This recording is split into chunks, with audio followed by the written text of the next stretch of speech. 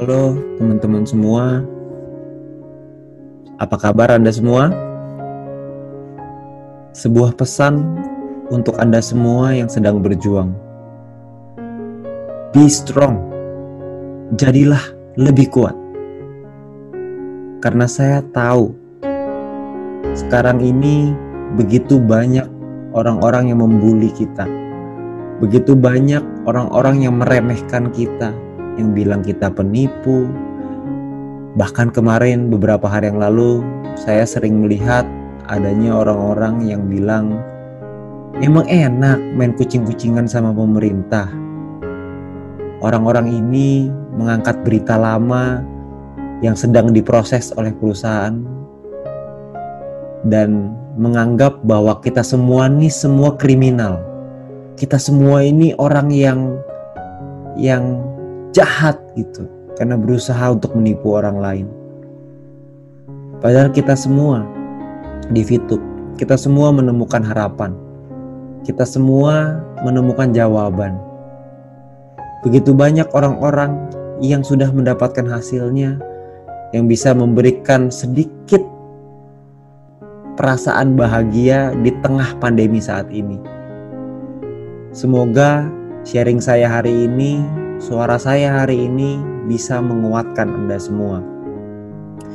Saya ingin sharing sedikit dengan belajar dari sebuah perusahaan yang menjadi pendahulu untuk aplikasi berbasis big data. Sebuah aplikasi yang menjadi trendsetter di Indonesia dengan data yang mungkin sekarang bisa dibilang salah satu yang terbesar, yaitu perusahaan Gojek. Saya yakin Anda semua juga tahu perusahaan Gojek, sebuah perusahaan fenomenal, perusahaan aplikasi berbasis big data yang mungkin bisa dibilang paling fenomenal sekarang di Indonesia. Mari kita belajar dari pengalaman mereka beberapa tahun yang lalu. Gojek berdiri tahun 2015 kurang lebih ya. Dan Gojek pada saat itu tidak semegah dan sebesar sekarang, juga tidak sekuat sekarang. Pada saat itu begitu banyak gejolak yang terjadi. Begitu banyak orang-orang yang ada yang pro, ada juga yang kontra. Tentunya yang pro adalah kita-kita inilah sebagai penggunanya. Tapi juga tidak sedikit orang-orang yang kontra dengan Gojek. Ada di antaranya Gojek Bangkalan, ada di antaranya juga beberapa supir taksi ya, yang kontra dengan konsep Gojek. Karena mungkin mereka melihat bahwa Gojek ini mengancam mereka. Demo di mana-mana saat itu. Di kantor Gojek terjadi demo. Demonya kadang-kadang ratusan orang, kadang-kadang ribuan orang ya. Jadi sebuah perusahaan yang menciptakan trendsetter, suatu perusahaan yang menciptakan suatu perubahan tentunya mendapatkan tantangan yang juga sebanding. Dan Gojek pada saat itu bukan perusahaan yang besar seperti sekarang. Tentu mereka menghadapi semuanya. Dan akhirnya waktu yang menjawab, dan sekarang Gojek menjadi perusahaan yang sangat besar. Bukan cuma besar di Indonesia, tapi juga dipandang di seluruh dunia. Teman-teman semua, saya ingin nanya sama Anda. Jika pada tahun 2015 Anda berkesempatan untuk ikut serta mengembangkan Gojek, pertanyaannya adalah, apakah Anda mau ikut? Apakah Anda berani untuk ikut menjadi bagian dari Gojek? Di saat kantor tempat Anda bekerja didemo oleh ratusan orang, apakah Anda berani? Saya percaya banyak yang tidak berani, tapi saya juga percaya ada segelintir orang yang percaya dengan perubahan itu. Mereka mengambil peluang tersebut, dan tentunya sekarang mereka menjadi orang-orang yang disegani karena berhasil membuat suatu perubahan gaya hidup kita. Dengan hadirnya Gojek merubah bukan cuman transportasi, tapi juga merubah gaya hidup kita. Tentunya kita melihat sama seperti apa yang kita hadapi sekarang. Andai saja kita menjadi bagian dari Gojek tahun 2015, sekarang hidup kita sudah berubah. Tapi kalau sekarang kita mau jadi ikut bagian dari Gojek, pertanyaannya adalah, apakah Gojek mau terima Anda? Itu belum tentu. Apakah Anda punya kemampuan? Apakah Anda punya skill? Apakah Anda mumpuni untuk jadi bagian dari Gojek? Sekarang Gojek milih-milih. Betul nggak? Nah, saya rasa di saat banyak orang yang kontra, di saat banyak orang yang tidak suka dengan aplikasi Gojek, di saat itu pula lah peluang terbesar hadir.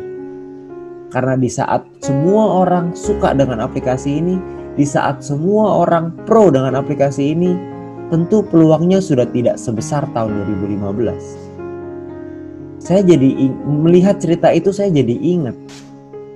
Sepertinya apa yang kita alami juga sama. Fitup membawa sebuah konsep baru yang tidak dikenal orang. Fitup akan merubah gaya hidup orang Indonesia. Itulah kenapa wajar kalau orang di luar sana tidak percaya. Itulah kenapa wajar orang di luar sana susah untuk percaya. Dan perlu diingat, semakin banyak orang yang tidak pro dengan aplikasi Fitup, tidak suka dengan aplikasi Fitup, atau mereka ragu melihat aplikasi Fitup, justru disitulah peluang besar kita. Karena ketika mayoritas orang sudah menganggap Fitup aplikasi yang bagus, platform yang luar biasa, maka peluang itu pun menjadi lebih kecil. Teman-teman semua, selamat untuk Anda semua yang menjadi bagian dari saksi sejarah aplikasi Fitup ini. Selamat buat Anda yang sudah ada menjadi bagian jadi keluarga besar Fituber di seluruh Indonesia.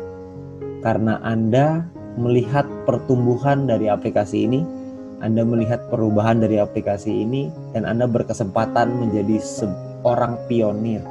Anda berkesempatan menjadi seorang yang memulai perubahan ini. Selamat buat Anda.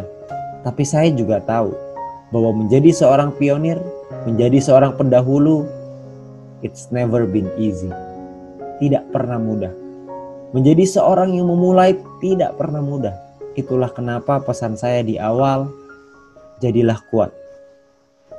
Semoga Anda bisa menjadi lebih kuat. Saya berdoa untuk Anda supaya Tuhan yang Maha Kuasa bisa memberikan Anda kekuatan.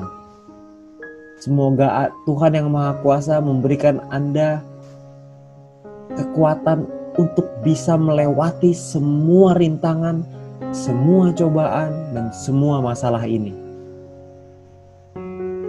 My Future Business School mengeluarkan sebuah program V-Life supaya Anda bisa melihat bahwa orang-orang yang percaya, orang-orang pendahulu yang percaya dengan konsep ini, dengan platform ini, sudah mendapatkan hasilnya. Mereka merasakan perubahan hidup yang luar biasa. Beberapa hari yang lalu saya melihat ada leader di Fitup diwawancara di V-Live yang tidak bisa keluar rumah karena harus menjaga anak. Dari rumah beliau bisa mendapatkan penghasilan, bisa mengisi rumahnya, bisa membeli kulkas untuk rumahnya, bisa membeli TV untuk hiburan anak-anaknya. Dan itulah kenapa juga V-Live direkam dan dipublish di YouTube. Saya berharap teman-teman semua bisa menonton video tersebut supaya Anda bisa mendapatkan kekuatan, supaya Anda bisa melihat pendahulu-pendahulu Anda yang sudah membuktikan. Dan yang perlu kita lakukan sekarang adalah percaya dengan perusahaan, percaya dengan manajemen, percaya dengan Mr. Jack yang akan berjuang, bukan yang akan sih, yang sedang berjuang mati-matian beberapa bulan terakhir ini untuk menyelesaikan semua masalah-masalah ini. Semua masalah regulasi, semuanya sedang diurus dan semuanya akan selesai indah tepat pada waktunya. Tugas kita adalah jadilah orang yang lebih kuat. Karena orang di luar sana bebas berpendapat apapun yang mereka inginkan. Kita tidak bisa menutup mulut orang banyak dengan kedua tangan kita. Yang bisa kita lakukan adalah menutup kedua telinga kita dengan kedua tangan kita dan terus maju. Berjalanlah bersama orang-orang yang percaya dengan kita. Berjalanlah bersama orang-orang yang percaya dengan Anda. Dan jangan kita memusuhi teman kita yang tidak sependapat dengan kita. Karena pendapat selalu bisa berubah dengan bukti. Itulah kenapa buktikan dengan pencapaian Anda. Buktikan dengan perubahan Anda. Buktikan dengan hasil Anda.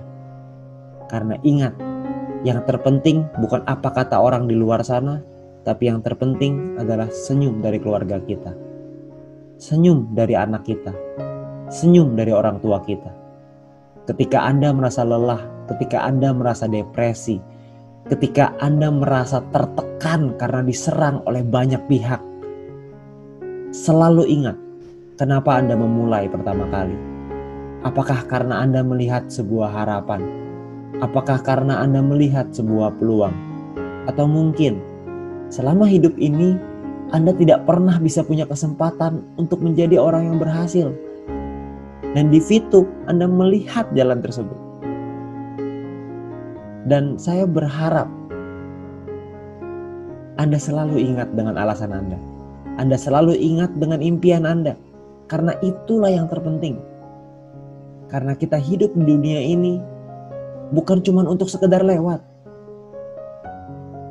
Tuhan menciptakan semua hal yang indah di dunia ini untuk kita nikmati. Namun untuk menikmati itu semua harus ada perjuangan. Harus ada kerja keras yang kita lakukan. Dan itulah yang paling penting. Untuk melihat senyum orang tua kita. Untuk melihat senyum orang-orang yang kita cintai. Itulah yang terpenting. Dan Anda harus selalu ingat bahwa saya dan leader-leader Anda selalu mendoakan Anda. Selalu mendukung Anda. Supaya Anda bisa mencapai apapun yang Anda inginkan. Saya berharap saya bisa melihat foto Anda, foto keluarga Anda, foto anak Anda. Dan foto itu berisikan senyuman-senyuman yang indah.